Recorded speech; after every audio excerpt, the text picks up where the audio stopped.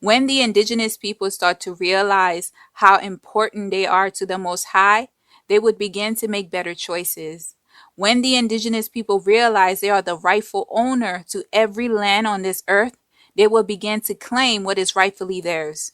Stop upholding the beast system's history of the seed of the fallen.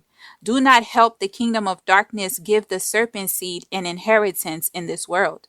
When the indigenous people mistake Mizraim descendants for the modern day Egyptians, when the indigenous people mistake the Israeli and Jewish converts for the descendants of the Israelites, when the indigenous people mistake the Edomites for the full-blooded serpent seed, you are giving the seed of the fallen an inheritance.